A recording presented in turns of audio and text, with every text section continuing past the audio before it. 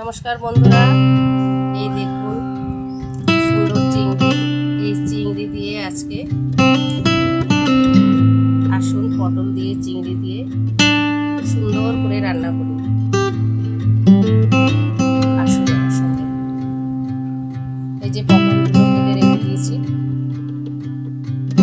এবারে আমি নুন হলুদটা মাখিয়ে নিই।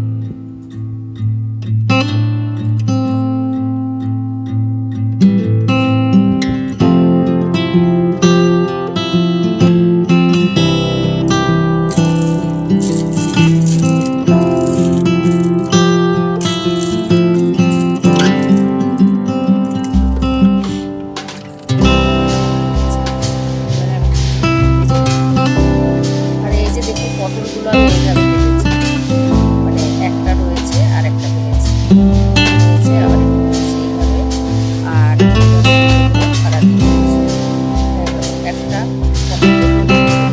এবারে আমি এটাকে নুন মাখিয়ে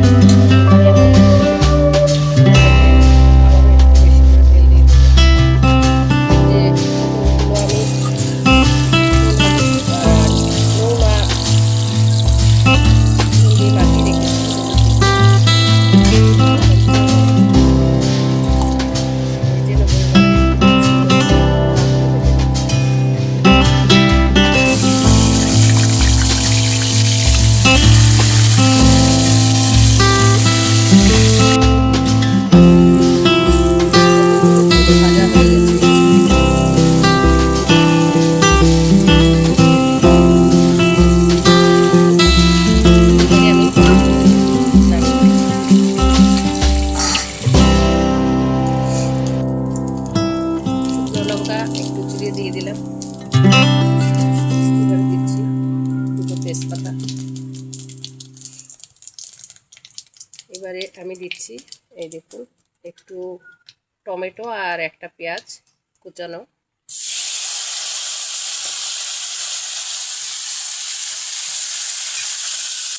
খেয়াল রাখতে হবে, আগে কিন্তু আমি পটল এবং আলু দুটোতেই নুন দিয়ে আমি ভাজা ভাজা করে রেখেছি, তো সেই জন্য অল্প পরিমাণ লবণ আমি এখানে দিয়ে জাস্ট মশলাটাকে কষাবো।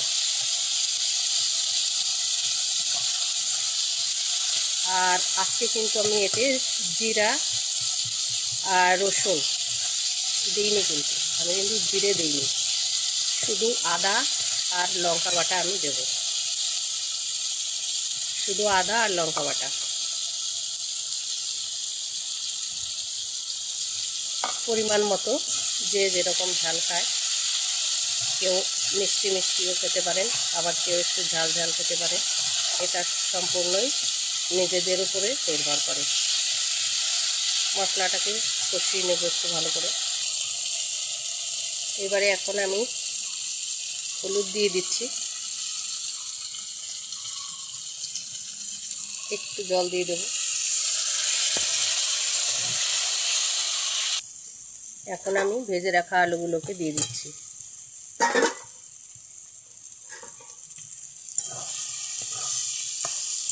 এক মিনিট একটু নাড়াচাড়া করে নেব। দেখুন সুন্দর কষানো হয়ে গেছে। এবার আমি দিয়ে দিচ্ছি জল।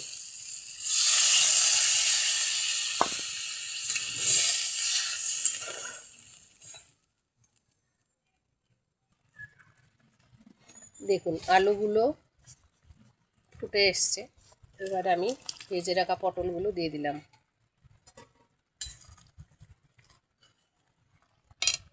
আরও একটুক্ষণ হবে।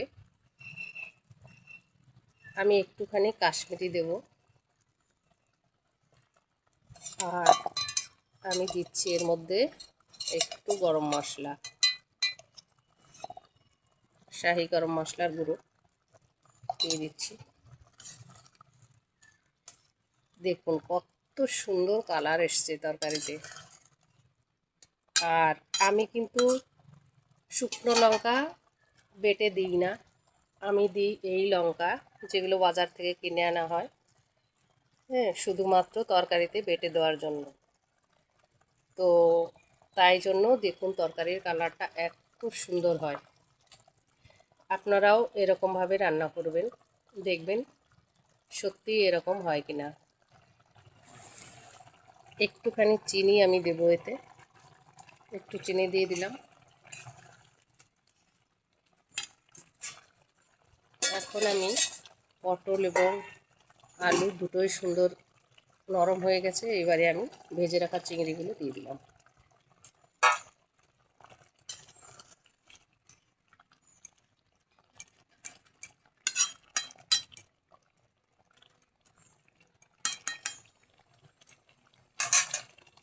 আমি একটু ঢেকে দেব, ঢাকনাটা খুলে দিই। দেখুন কি সুন্দর হয়েছে।